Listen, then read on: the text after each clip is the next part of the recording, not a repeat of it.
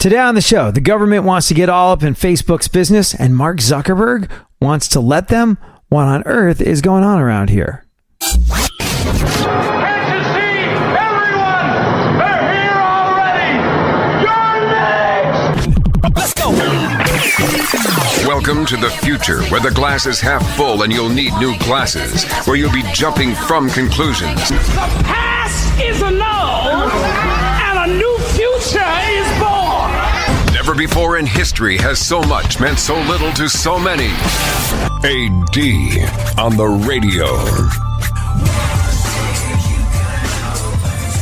So do you remember, and if you do, you're showing your age, old friend. Do you remember a time when e-commerce and what the internet would become was just a twinkle in someone's eye? Do you remember a time when not everybody had an email address? Do you remember a time when not everybody had a computer? Actually, we've kind of come full circle, because it went from not everybody has a computer to everybody has to have a computer to why do I need a computer? I've got a phone. Does all the same stuff. But do you remember a time when not everybody had an email address? Hey, just send me an email. I get a free email through college. Oh, I don't have an email yet. Well, get yourself one, you Luddite, you knuckle dragger. Just get one of these handy dandy startup CD-ROMs from America Online and pop it into the CD-ROM drive on your computer. And, well, you get a certain amount free when you dial up into this internet thing that you've been hearing so much about. Or you could just go to a cyber cafe. You remember those things when people didn't have internet connections? And so they went to cyber cafes to check their email. Send me an email. I don't know when I'm going to be able to read it, but I'll go to a cyber cafe as soon as I get a chance. If you were around in the late 90s, then you might recall some of that. If you were born a little later, the idea of somebody without an email address is absolutely unthinkable to you. But during that time, government interest in what you were doing online was limited. There wasn't a ton of money to be made off of it.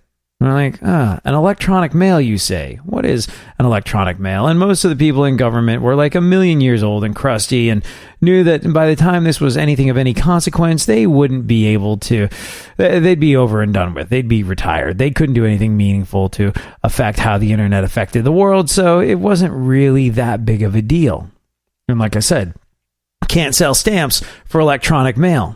Not entirely sure how to tax this, how to make money off of it. So government interest in your online habits was of a limited nature for a while. Late 90s, early 2000s, they were involved, but kind of sort of not really, because there wasn't a real upside. And then, Google came along. Oh, wow, you can search for things online, sort of like Yahoo, but different. And it's got all these offshoots, and it seems like there's some money being made on the internet. Ooh, eBay, Amazon. Wow, there are some fantastic tax dollars to be made. There are some fantastic tax dollars to be made off of the interwebs. And, that Bill Clinton fiscal win that he kind of is known for in his presidency basically had to do with the dot-com boom. Oh man, the budgets never looked as good as it did under Clinton. And you know what? Maybe he was an opportunist. Maybe he just came along at the right time. But had things not been booming in the world of internet technologies at that moment, it is very unlikely that Bill Clinton would have gone down in history as the fiscal demagogue that he was. A lot of people look back at that and went, oh, Clinton era, everybody had money. That was great. And, you don't want to reduce us to a worship of money, but when the economy is going well and when people have an extra zero at the end of that number on their checking account statement, well, it kind of secures you a semi-decent place in the history books of whatever nation you're in charge of. So, end of the Clinton era, that's when things were really starting to take off. And the government had a financial interest in what was going on online. There's like money being made hand over fist. Everything's on the internet. Got to get on the web. Got to tax the living bejesus out of the web. Okay, absolutely. Fine. We're in on the internet. But the idea of them regulating what was happening on the internet was not necessarily something that they had a whole lot to do with. I mean, obviously, if you're doing anything criminal online, they were going to come after you for it. There was the cyber crimes department that was growing in local police departments and in the FBI and the CIA and all that sort of thing. But in terms of regulating behavior online outside of blatant criminal activity, wasn't that much of a thing. Now, things are entirely different. Things are entirely different. Why? Well, because over the last several election cycles, we have seen, without a shadow of a freaking doubt, that, well, it's the online communities of the world that are holding sway over elections. If you win or if you lose, basically has to do with how good online you are, what your online support is like, what your online advertising budgets are like, the online technologies that you use to single out voters and advertise to them, whether that be through Google or Facebook or whatever it is. That played a very large part in how recent elections were won. So, government is all up in the internet. And look, we've seen the rise of the social media star becoming elected officials. Ocasio-Cortez got elected because she's clever on Twitter. Had she not been clever on Twitter, never would have happened for her. You might love her, you might despise her. But who she is, in terms of her level of experience and all of the above, 10 years previously, 5 years previously, this never would have happened. But she set the internet on fire with Twitter. People thought she was unbelievably clever. And they voted for her because of that. Or they became aware of her because of that, because her tweets kind of caught fire. She was basically a social media troll that managed to spin that into, well, a very elevated position, both politically, socially, and trust me, there will be numerous book deals available to her the moment she decides she wants numerous book deals. So the government went from not really caring about what was going on online to going, oh man, this is sort of our bread and butter now. This controls whether or not we get elected. This controls campaign finance and all of the above. Yeah, what's up? We want a piece of that. But until very recently, the gatekeepers of the internet, the Twitter, the Facebooks, the folks like that, they were very reticent to play ball until this weekend.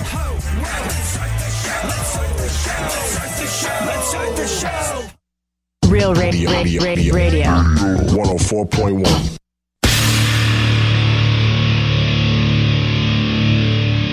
Where the left and right come together for fundamental truths.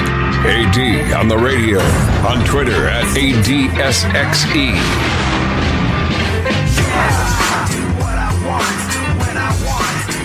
So like you and I were saying, go back to the days of the internet being a relatively new thing. Go back to the days of you having to attend a cyber cafe to read your email, which you did every once in a blue moon.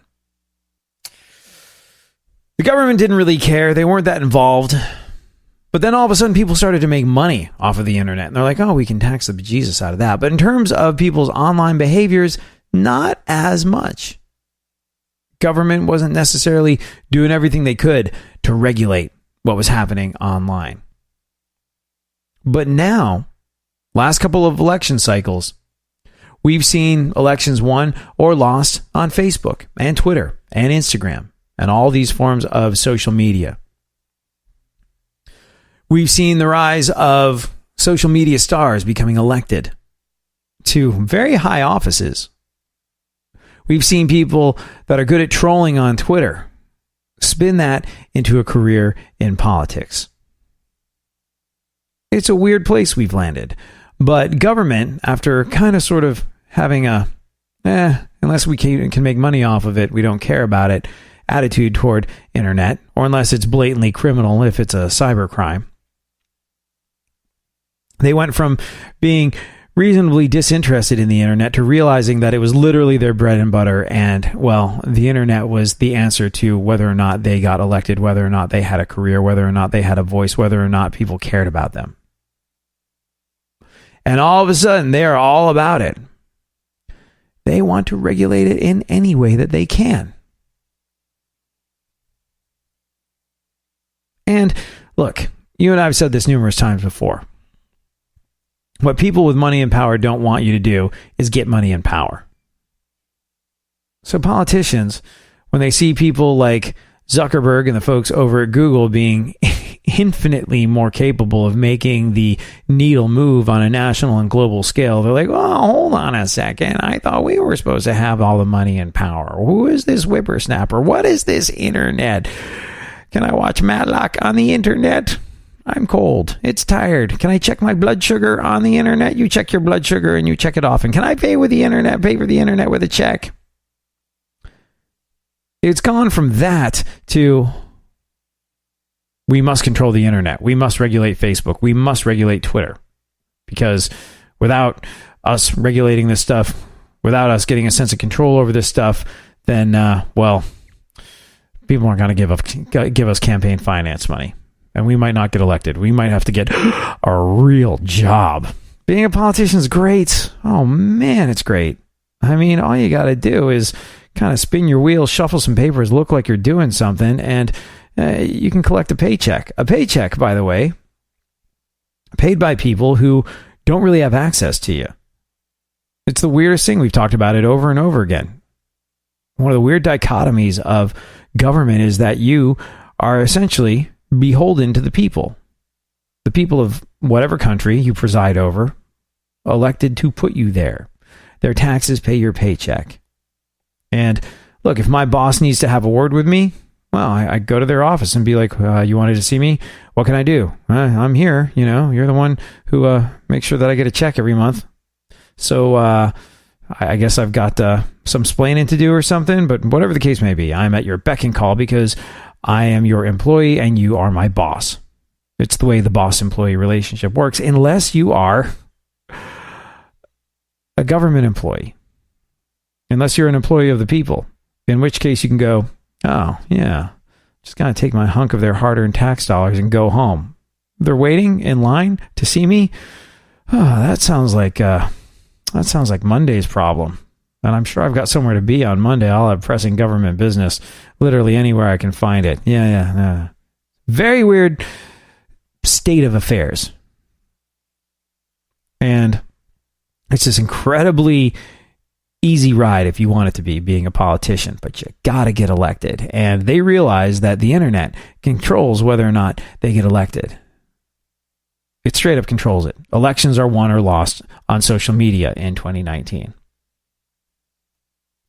And for the past several years. So they're all about it. And initially, social media folks were like, hands off. No, this has nothing to do with the government. We are privately owned. This has nothing to do with you. As long as we operate within the confines of the law, then guess what? We got this. And you don't. And it became that weird thing, like I was saying, them going, how come this kid in the hoodie has all the money and power? We were supposed to have all the money and power. We're politicians. And that was a protected thing. And if you ask me, it was kind of a valuable thing. Now people got angry. Hey, there's this political group online and they're saying things I don't agree with. The government needs to do something about it. That was sort of the rallying cry, but only when people lost. When people saw they were losing ground, when people saw that they aren't necessarily going to get the result out of an election that they wanted, that's when they kind of complained and asked for government interference. Previous to that, when you're winning, you're like, it's the voice of the people. The spread of information between people that know. The government can't stop us or shackle us or police our thoughts anymore. Except now, the people that were touting the freedom of information, the freedom of communication, the freedom to be who you want to be online, The Zuckerbergs of this world have all of a sudden started to sing a very, very different tune. Do you see it? It blew my ever-loving mind because it was an indicator of just how different things have become in such a short amount of time. That Mark Zuckerberg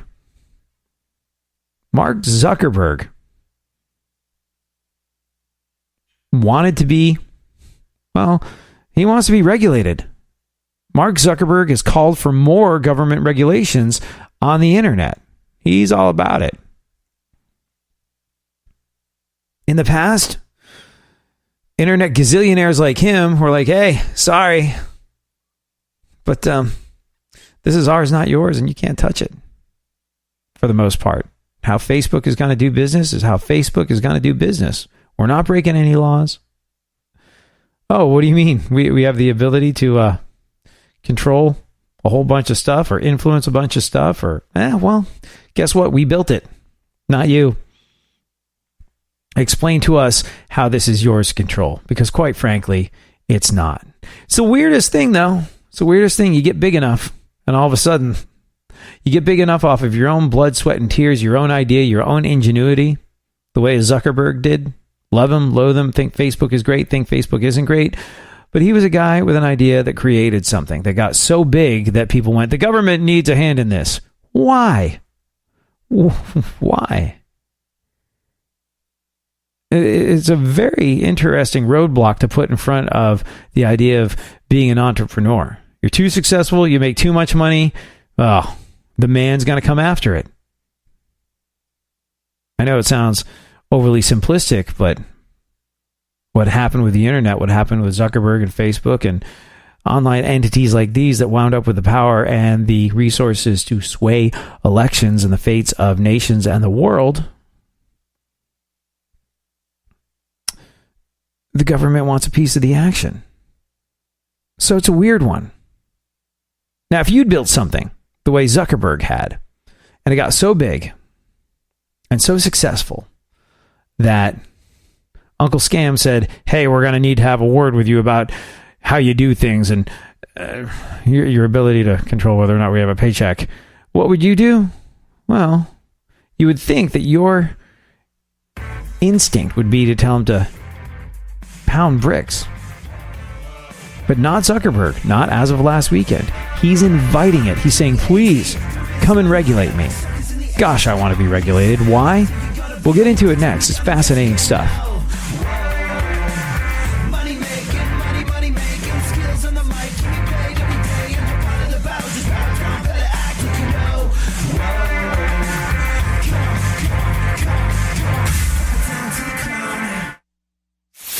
For more stimulation and less irritation, 9 out of 10 doctors choose KPRC AM 950, Houston's more stimulating talk radio. Don't get the blues, get all the news. We mean all of you guys out there in Radio Land. All aboard! He's back. AD on the radio. Give it up, yeah. Give it up, yeah. Bring this on, come on, come on. So like you and I were saying, if you built something with your own blood, sweat, and tears, something massive and powerful that came from your mind, your grit, your hard work, your determination, your ingenuity, and it got big and successful to the point where it was a major force to be reckoned with in the world, if you'd built that, would you want Uncle Sam coming in and going, all right, it was really cool that you put in all the hard work. It's really cool that you took the risk, that you made the leap, that you had the entrepreneurial spirit. But, this business that you've built, this thing that you've created, this incredible piece of work that you've done, we've decided that we know what works best. We know what works best for it. How would you feel about that? You'd be angry as all get out. You'd be hopping mad, and justifiably so. This is not a public park. This is not something that taxpayers paid for. This is something that I did, not you. Leave me the hell alone. I already pay taxes.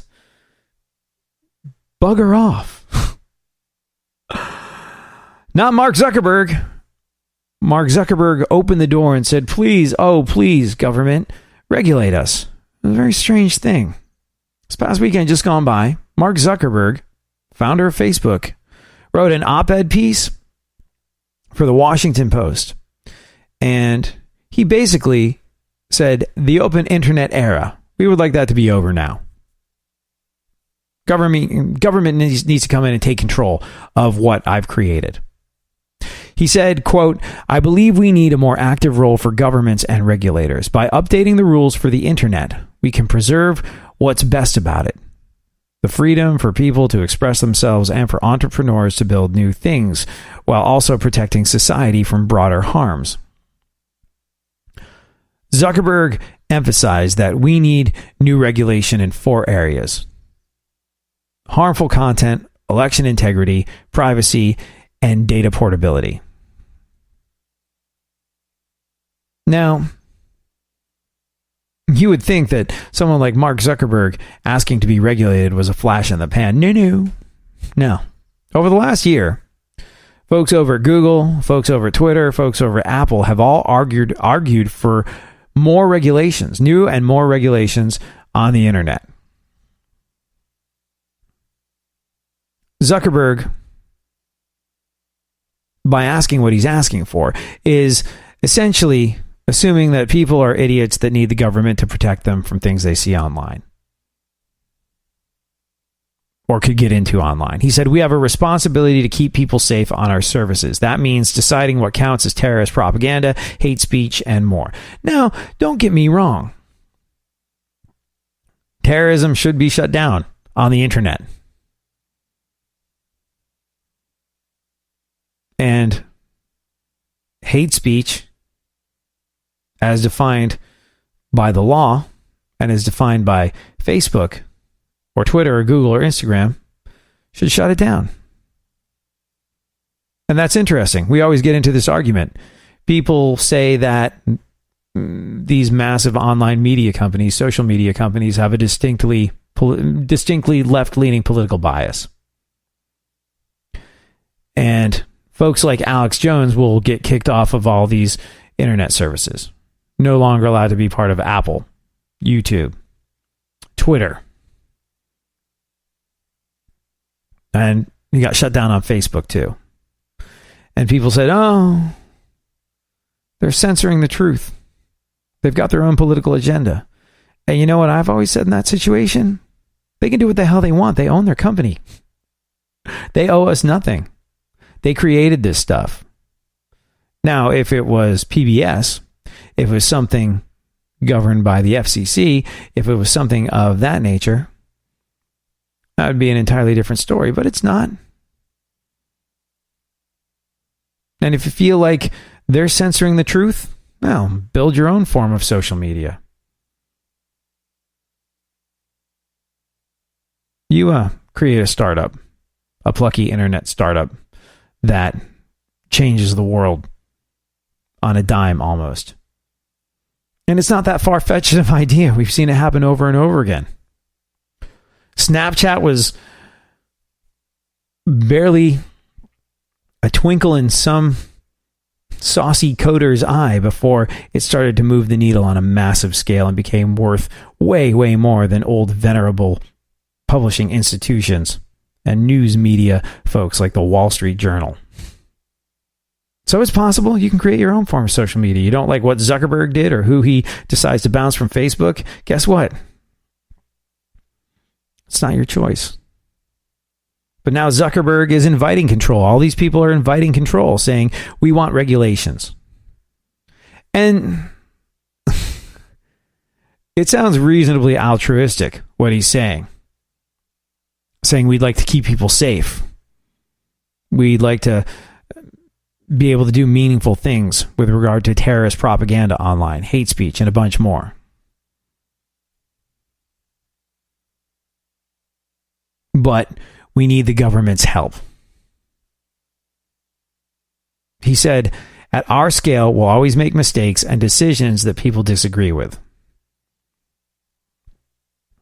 Lawmakers often tell me we have too much power over speech, and frankly, I agree. I've come to believe that we shouldn't make so many important decisions about speech on our own, so we're creating an independent body so people can appeal our decisions. We're also working with governments, including French officials, on ensuring the effectiveness of content review systems. And he's begging for more regulations. Why? Well, there's a couple different reasons. He goes, okay, I'm going to offload some of the responsibility of creating the infrastructure of doing all this. I can make the advertising dollars. Boy, employing all these people to weed through everything on Facebook and figure out what constitutes hate speech and what constitutes anything that shouldn't be on there. That's pricey. I think the taxpayers could pay for that. That'd be good. Cool. Also, if I say it's down to the government, I kind of don't have to deal with it as much. Again, I can make the advertising dollars.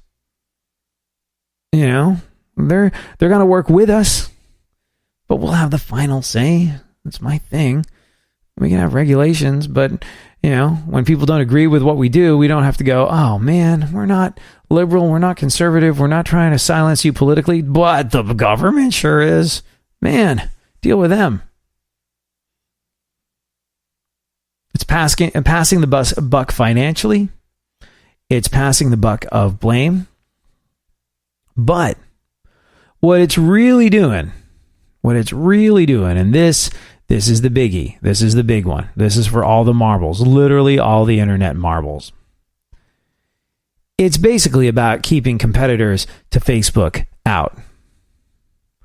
Mark Zuckerberg has called for more government regulations on the internet. And it's essentially protecting Facebook's market share. Facebook is unbelievably aggressive about this. You ever use WhatsApp? WhatsApp was sort of used a little bit more, and lots of people have it, but I noticed it really being used more and more by my friends in England. I think I wanted to call a buddy of mine. I was like, do you have Skype? They're like, Skype? No, knuckle dragger. We use WhatsApp in Europe. And, well, everybody was using WhatsApp. WhatsApp was great for messaging. WhatsApp was great for phone calls. WhatsApp was great for video calls.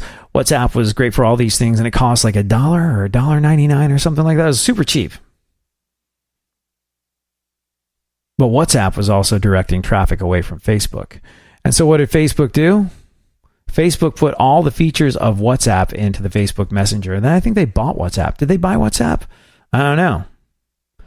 But when people putting filters on pictures and discovering they liked the way it looked got really, really huge, what did they do? They bought Instagram.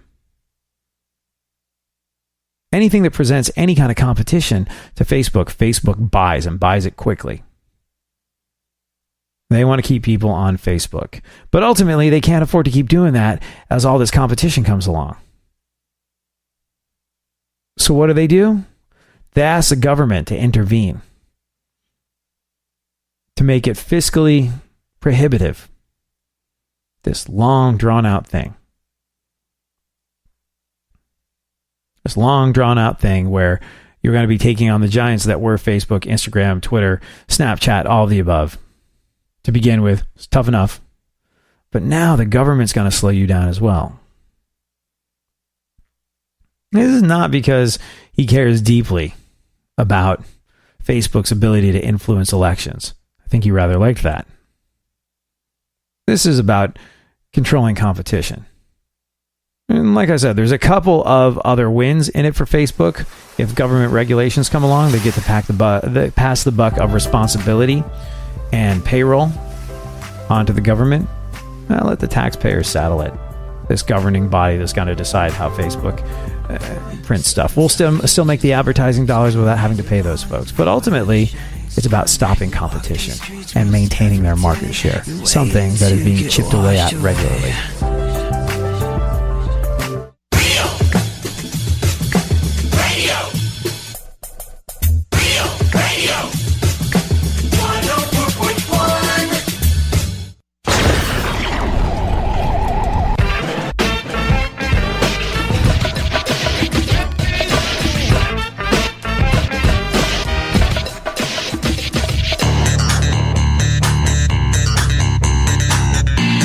Now, more AD on the radio.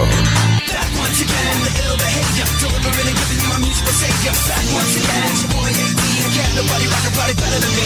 Back once again, the ill behavior, delivering and giving you a musical savior. Back once again, it's your boy 18, and can't nobody rock a body better than me.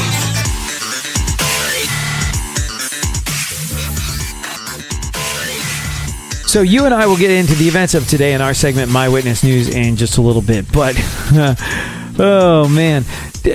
You and I have been talking a little bit about the glory days of the internet kicking off in the late 90s and early 2000s. And with that, a big chunk of what was Bill Clinton's legacy. He was the guy that managed to kind of, in a lot of people's eyes, fix the budget. And a lot of people thought it was because he was this fiscal wizard. And a lot of people are quick to point out that it had a lot to do with the fact that, well, he was there at a pretty significant time when the internet was starting to make all kinds of money.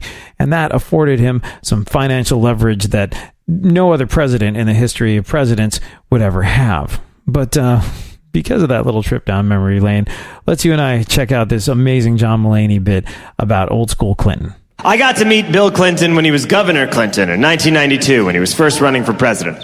And I got to meet Bill Clinton because my parents had gone to the same college as Bill Clinton. They were a little younger, but they went to the same college. So when he was first running for president, he would have all these big alumni fundraisers, and everyone who went was invited to go.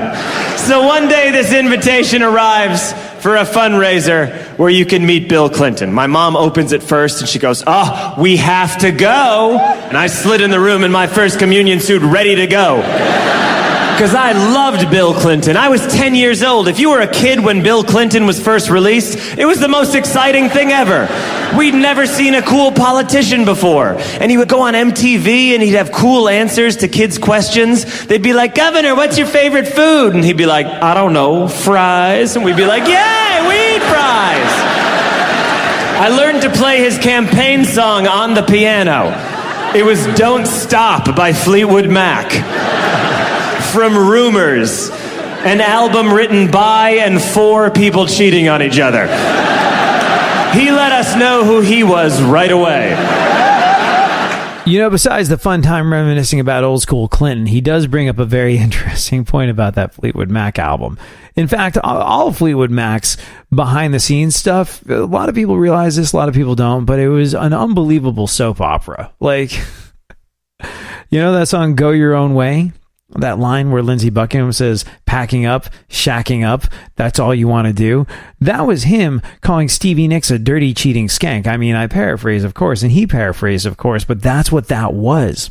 They were going through a breakup at the time. It was really ugly, and he was saying, why not stay in one evening as opposed to running to the bed of literally anyone who asks you to? And that song Dreams that Stevie Nicks sings, well, that was her response to that, being accused of being a dirty, cheating skank. But yeah, Stevie Nicks has to, for years and years later, suffer the indignity of getting up on stage singing Go Your Own Way, a song all about her being a bit of a filthy tart in the eyes of Lindsey Buckingham. His words, not mine. Well, not his exact words, but you see the point. We will get into the news in just a little bit. I got to play you one more thing, though. Our friend and frequent guest of the show, Steve Hofstetter, who's an incredible comedian. He got sort of notoriously well-known online for dealing with hecklers in an unbelievably artful way. He also happens to be a professional sports broadcaster. He's got a great baseball podcast called Major League Pod or Major League Podcast. He has done all sorts of stuff for all sorts of sports outlets, but he had an interesting and astute observation about the world of professional poker and celebrity poker specifically. What else do we watch on TV? You watch celebrity poker at all? I love celebrity poker. I love watching it, trying to figure out who the celebrities are. That's a fun time. Who the hell are these people and why? Last week they had a guy, I swear, it was like, you may remember this guy from, well, celebrity poker. It's the only thing he's ever done. It's very ironic. And I don't mean ironic in an Alanis Morissette kind of way. That's a different kind of irony. That kind of irony is not irony at all. It's just stuff that sucks. You ever heard the lyrics to that song? I want them to do a remix. It's just like, isn't it ironic? No. It'd be great. 10,000 spoons and all you need is a knife. That's a poor choice in flatware. That's all that is. Not some big cosmic plan, don't you think? It's just... I do love poker, though. I got a little sidetracked by Lannis. I love poker. I like watching it on TV. Not celebrity poker, but World Series of Poker. I say we make it an Olympic sport instead. Yeah, that'd be great. We could just, the French guy would lead off the betting, be like, I bet 10,000 euros. And then this guy from Zimbabwe would be like, I see you 10,000 euros, and I raise you this baby. It'd be fantastic.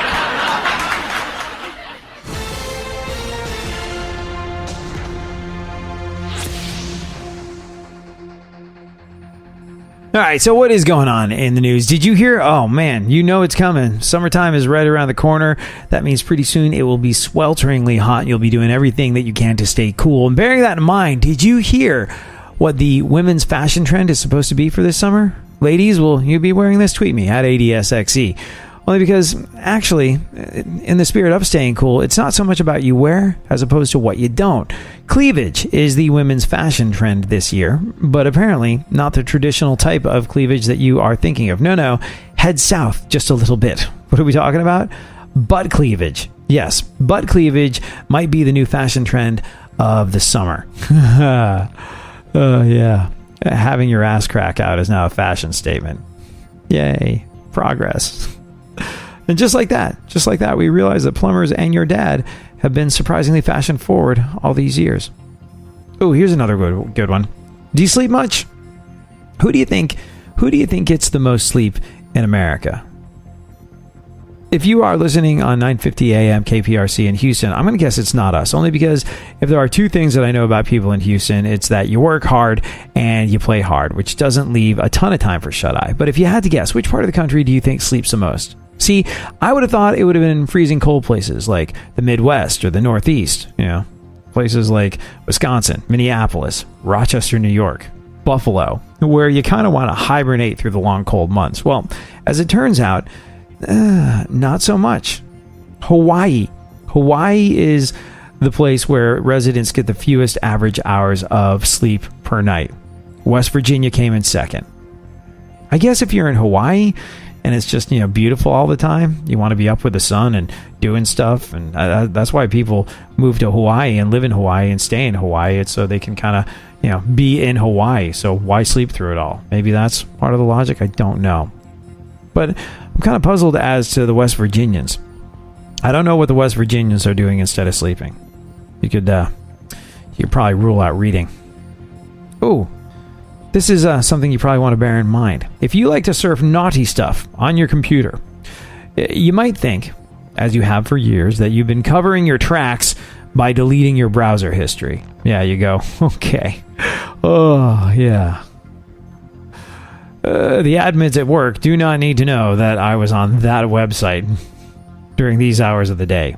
Or my significant other doesn't need to know what I've been looking at on here. Delete, delete, delete, delete, delete. And you think that might have been the all clear in the past, and in the past it might have been.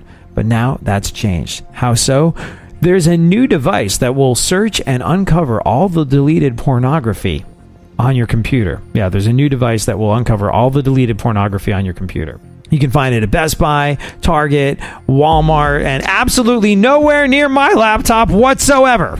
Have yourself an awesome one. I'll be back tomorrow. We'll do it all over again.